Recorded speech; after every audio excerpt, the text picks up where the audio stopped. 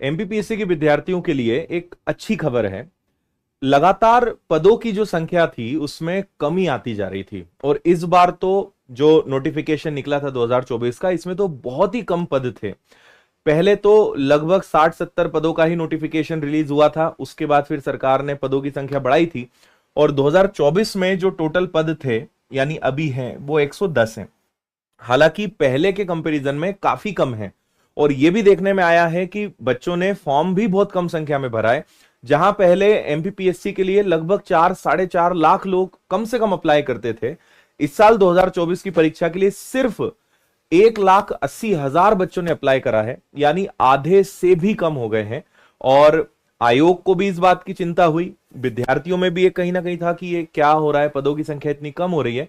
तो अभी सरकार ने और हमारे मुख्यमंत्री जी ने इस तरफ थोड़ा सा प्रकाश डाला है और उन्होंने ये वादा किया है कि 2025 में पदों की संख्या ज्यादा रहेगी। और हालांकि उनका यह भी कहना है कि अभी तक जितने आए हैं पिछले 2-3 साल में उससे ज्यादा रहेगी। अभी फिलहाल 110 पद है, नोटिफिकेशन के टाइम तो कम आए थे। 2023 में जो पदों की संख्या थी वो 229 थी और ये अनुमान लगाया जा रहा है कि अब जो 2025 का नोटिफिकेशन आएगा, दिसंबर में जनरली नोटिफिकेशन आते हैं अगले साल के, तो दिसंबर में 2025 का नोटिफिकेशन आएगा और उसमें यह उम्मीद की जा रही है कि लगभग 300 या इससे ज्यादा ही पद रहेंगे। यानी पिछले 2 साल में जो पदों की संख्या में कमी देखने को मिली है वो इस बार 2025 के नोटिफिकेशन में नहीं मिलेगी, पदों की संख्या ज्यादा रहेगी। तो एक अच्छी बात है, पदों की संख्या ज्यादा होनी ही चाहिए, ज्यादा से ज्यादा बच्चों को जो है मौका मिलना चाहिए। तो एक तो ये अपडेट था जो आज के न्यूज़पेपर्स में आप सभी ने पढ़ा होगा। तो जो भी बच्चे या जो भी एस्पिरेंट्स अभी तैयारी कर रहे हैं या अभी करने का सोच रहे हैं, तो थोड़ा सा ये खबर मुझे लगता है कि एक सकारात्मक माहौल बनाएगी एमपीपीएससी की दुनिया में, क्योंकि अभी बहुत ज्यादा बच्चे वैकेंसी को लेकर निराश। पढ़ाई करते समय नींद बहुत आती है, हर स्टूडेंट की ये समस्या है। मैं आपको कुछ ऐसी टेक्निक्स और कुछ ऐसी रिसर्च बेस्ड सॉल्यूशन दूंगा जो आपको बहुत हेल्प करेंगे और आपको पढ़ाई करते समय या तो नींद नहीं आएगी और अगर आएगी तो आप उसको मैनेज कर पाएंगे। और मैं आपको वैसा मोटिवेशन नहीं दूंगा कि है ना तुम्हारे लक्ष्य तुम्हारे सपनों से बड़े हैं, तुम्हें कैसे नींद आ सकती है, अपने माँ बाप के चेहरे को याद कर लो अगर नींद आ जाए तो। ठीक है, वो अपनी जगह है, वो भी तरीके काम करते हैं, लेकिन क्या इफेक्टिव है उस पर थोड़ी सी हम बात करते हैं। देखिए, पहली चीज आप ध्यान रखिए कि हम इंसान हैं, मशीन नहीं है। अगर हम पढ़ाई करेंगे, काम करेंगे, मेहनत करेंगे तो हमारा दिमाग थकेगा,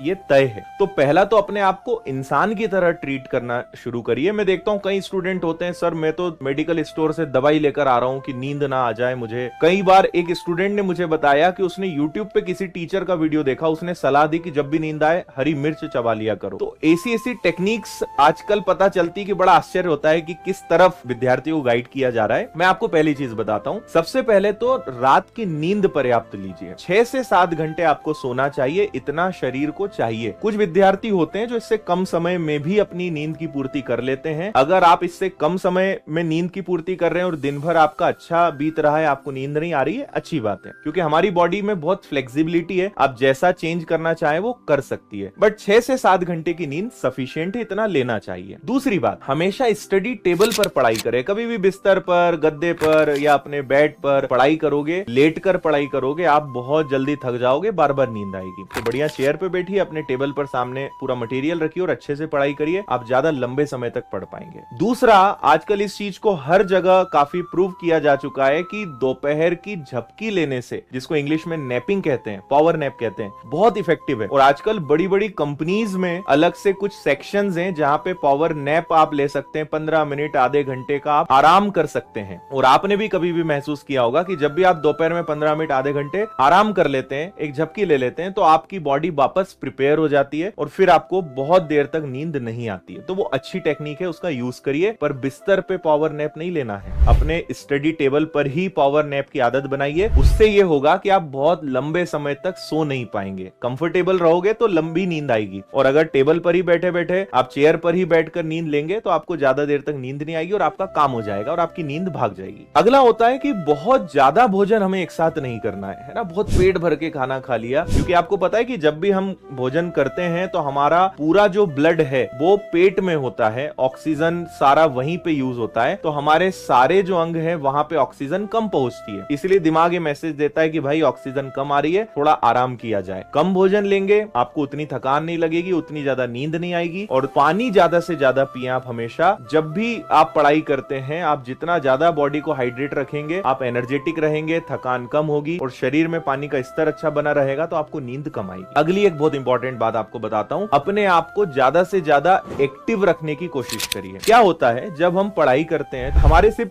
दिमाग और हमारी आंखें, ये दो ही मेनली काम कर रहे हैं, बाकी पूरा शरीर जो है आराम कर रहा है। अब जब हमारी मसल्स वर्क नहीं करती, हमारा शरीर काम नहीं कर रहा होता है, तो फिर वापस से हमारा ब्लड सर्कुलेशन में चेंज आता है, दिमाग तक उतनी ऑक्सीजन नहीं पहुंच पाती है। इसलिए आपने देखा हो कई लोग बोलते हैं कि मैं तो चलते चलते ज्यादा देर पढ़ाई करता हूं, या कुछ एक्टिविटी करते करते मैं पढ़ना पसंद करता हूं। तो सबका अपना तरीका है, आपके लिए क्या अच्छा रहेगा वो देखिए। मेरा जो सजेशन रहेगा वो ये कि लगातार एक ही जगह बैठ के 4-4, 6-6 घंटे कभी नहीं पढ़ना चाहिए। आप 1 या 2 घंटे एक जगह बैठ के पढ़िए और उसके बाद थोड़ा सा चलते फिरते पढ़ लीजिए, चाहे तो 10 से 15 मिनट का ब्रेक ले लीजिए, कोई बुरी बात नहीं है। कई लोग ये भी करते हैं कि पढ़ते पढ़ते अपने कुछ नोट्स बनाते रहें, कुछ ना कुछ आप हैंड मूवमेंट रखें। अपना शरीर थोड़ा सा भी अगर एक्टिव रहेगा, आपको नींद नहीं आएगी, क्योंकि वो कहीं ना कहीं ब्लड सर्कुलेशन को स्ट्रॉन्ग करेगा। तो इसीलिए एक्टिविटी रखना बहुत जरूरी है। और आखिरी बात मैं आपको बता देता हूं कि अपनी उस वजह को हमेशा याद रखिए। जिनको ये क्लियर है कि मैं ये मेहनत क्यों कर रहा हूं, मैं इतनी पढ़ाई क्यों कर रहा हूं, और उस पढ़ाई के पीछे, इस मेहनत के पीछे वजह क्या है, मुझे किसके लिए अपने सपने को पूरा करना है, अगर वो आपका स्पष्ट होगा तो वो भी काफी हद तक आपको नींद नहीं आने देगा। क्योंकि आपको वो दिखेगा कि मुझे अपने इस लक्ष्य को, अपनी वर्दी को, अपने माता पिता को, इनको सफलता